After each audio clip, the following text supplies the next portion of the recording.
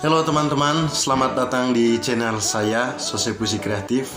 Saya Rino Soter, mahasiswa semester 6 dari Stikpas Santo Sirilus Ruteng. Baik teman-teman, kali ini saya akan membagikan tutorial dan cara untuk membuat catatan kaki yang baik dan benar. Sebelum kita masuk dalam tutorial cara membuat catatan kaki, kita tentu memahami pengertiannya. Selain itu juga teman-teman, saya akan bagikan apa sih tujuan yang mendasar, tujuan dari catatan kaki ini. Kalau kita melihat dari latar belakang masalahnya, kerap kali di lingkungan pendidikan, baik di bangku SMP maupun SMA, banyak tugas yang menumpuk dalam membuat paper atau makalah. Banyak peserta didik yang membuat makalah atau paper singkat tanpa mencantumkan referensinya seperti footnote, body note, atau endnote, ataupun membuat daftar pustaka sesuai dengan pedoman yang berlaku. Banyak mahasiswa membuat makalah, paper singkat, ataupun artikel ilmiah tanpa menerangkan referensinya. Catatan kaki atau footnote sebenarnya salah satu ciri dari sebuah karya ilmiah, ciri khasnya ya. Dan sebenarnya ia memberikan bukti bahwa karya tulis tersebut dibangun bukan dari khayalan dan perkiraan semata, melainkan di atas sebuah dasar atau dalil atau landasan karya tulis tersebut. Istilah catatan kaki diambil dari terjemahan bahasa Inggris, yaitu footnote. Dan menurut Wikipedia, pengertian catatan kaki adalah daftar keterangan khusus yang ditulis di bagian bawah halaman atau akhir dari subbab karya ilmiah tersebut. Istilah dari Wikipedia ini berkaitan dengan footnote itu beririsan atau hampir sama pengertiannya dengan endnote atau catatan akhir. Dalam Kamus Besar Bahasa Indonesia, istilah catatan kaki juga lebih spesifik lagi. Menurut Kamus Besar Bahasa Indonesia, catatan kaki adalah keterangan yang dicantumkan di margin bawah halaman. Umumnya ditulis dalam huruf yang lebih kecil dibandingkan dengan huruf yang ada pada naskah utama atau naskah pokok dalam sebuah karya tulis ilmiah. Dan juga catatan kaki yang diartikan oleh Kamus Besar Bahasa Indonesia itu sebagai keterangan untuk menambah rujukan uraian dari naskah pokok.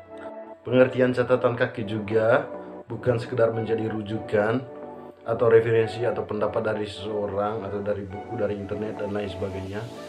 Catatan kaki juga bisa menjadi sebuah keterangan tambahan yang kita ambil dari naskah pokok.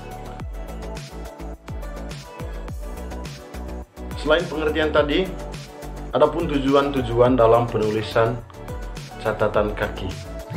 Yang pertama itu menunjukkan dasar alasan dan dalil pembuktian dari mana argumen dalam karya ilmiah tersebut disusun. Misalnya argumennya diambil dari sebuah buku, maka kita perlu mengambil rujukannya untuk dijadikan sebagai footnote dalam karya ilmiah. Yang kedua, membantu pembaca menelusuri sumber-sumber yang dijadikan rujukan dengan lebih cepat dan mudah. Yang ketiga, menghindari plagiasi atau copy paste dalam bentuk apapun. Yang keempat, menyatakan utang budi dan memberikan sebuah apresiasi kepada pengarang yang pendapatnya dikutip dalam karya ilmiah atau skripsi kita. Yang kelima, menyampaikan keterangan tambahan dan memperkuat penjelasan. Keterangan tambahan ini dapat berupa intisari, keterangan penjelasan yang bersifat insidental, atau perbaikan atau pandangan yang bertentangan dengan teks utama. Yang keenam, menunjukkan keterkaitan bagian tersebut dengan bagian lain dalam teks yang sama, baik di halaman sebelum atau halaman sesudahnya. Ini nanti kita akan bahas lebih mendalam tentang beberapa term yang perlu kita ketahui tentang catatan kaki, seperti offset, lockset, dan lain sebagainya.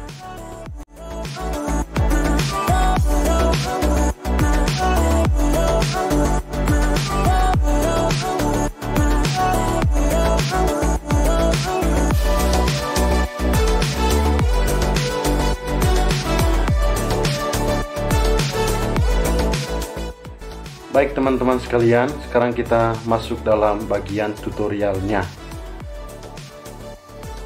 Dalam tutorial ini kita akan pastikan supaya semuanya ada laptop masing-masing ya, supaya tutorialnya berjalan dengan baik. Yang pertama itu kita buka dokumen Microsoft Word di laptop. Kalau yang saya punya ini menggunakan aplikasi Microsoft Word 2013. Kemudian kita ketik naskahnya. Kalau yang ini ditulis oleh penulis untuk menggambarkan tentang atau mendeskripsikan tentang tulisannya. Ini mungkin sebagai pengantar atau latar belakangnya tentang lingkungan hidup. Awalnya itu diambil dari sebuah dokumen, ambil dari pikiran Fransiskus pertama. Terlebih dahulu ya kita atur marginnya. Kalau dalam karya ilmiah biasanya menggunakan spasi 1,5, harus menggunakan margin kiri kanan, dan juga menggunakan huruf Times New Roman dengan ukuran hurufnya itu 12. Kalau judulnya ya perlu di bold. Misalnya ini adalah salah satu kutipan dari buku tersebut. Lalu kita letakkan dia punya kursornya di ujung belakang kutipan yang kita ambil dari sebuah buku. Pastikan kursornya berada di situ ya. Kemudian kita arahkan ke menu references yang berada di ujung atas. Setelah kita membukanya, mengkliknya, muncul berbagai sub menu. Kita pilih menu insert footnote. Kemudian dengan otomatis akan muncul bagian halaman footnote. Seperti ini ya.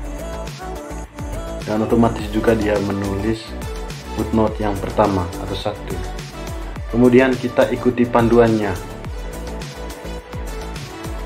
Setelah itu kita menulis kutipannya, judul penulis atau pengarang, kemudian judul bukunya seperti ini, Laudato Si, itu dari bahasa Latin ya.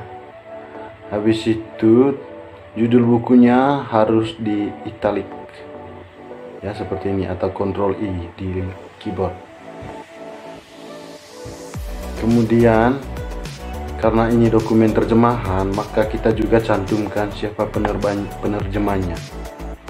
Ini tidak harus ya. Begitu dengan cetakannya, tambah keterangan cetakan keberapa supaya lebih detail ya. Kemudian dibuka tanda kurung, lalu ketik kota penerbit, diikuti dengan tanda titik 2, kemudian penerbitnya. Karena ini penerbit terjemahan, maka diterbit oleh Departemen Dokumentasi dan Penerangan Konferensi Wali Gereja Indonesia, diikuti dengan koma, lalu tahun penerbitnya. Kalau ini tahun penerbitnya tahun 2016, cetakan keduanya. Lalu ditutup dengan tutup kurung, kemudian diikuti dengan tanda koma. Lalu karena ini berkaitan dengan dokumen, maka kutipan tersebut diikuti dengan artikel keberapa. Kalau yang dikutip tadi itu artikel kedua, artikel 2 dari dokumen Laudato Si. Lalu koma diikuti dengan halaman berapa. Artikel 2 itu halaman 7, berarti tulis 7. Kalau saya punya menggunakan P, artinya page atau halaman. Bisa juga kita pakai HAL atau HLM, tetapi harus sistematis. Ini kalau diambil kutipannya diambil dari sebuah dokumen gereja Katolik ya. Kalau diambil dari sebuah buku berbeda dengan kutipan yang diambil dari sebuah dokumen. Misalnya kita ambil kutipan dari sebuah buku ya.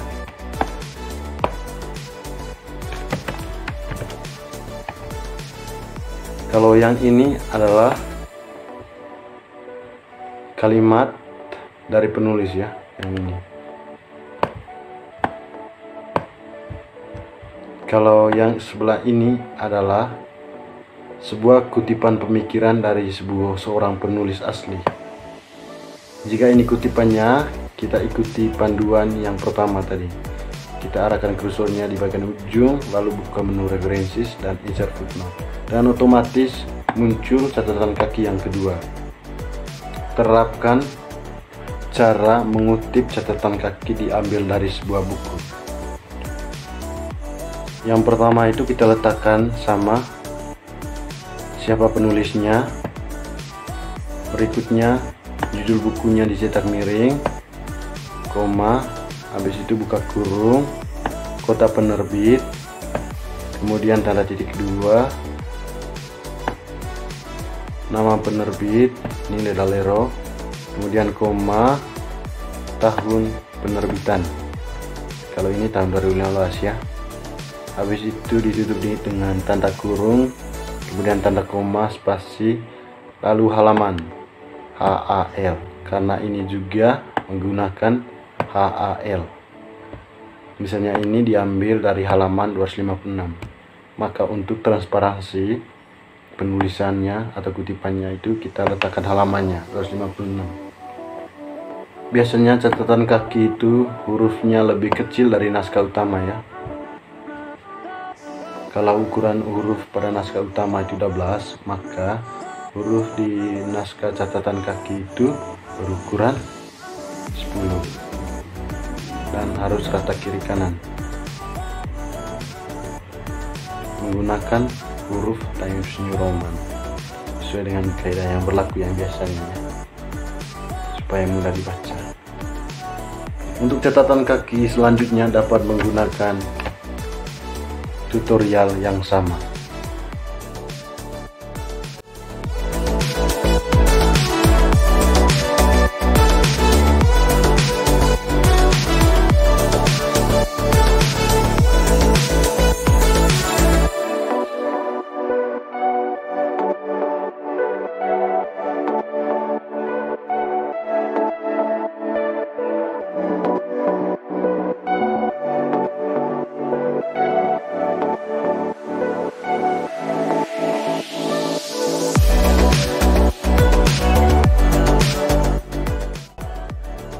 Baik teman-teman, terima kasih sudah menyaksikan video saya kali ini.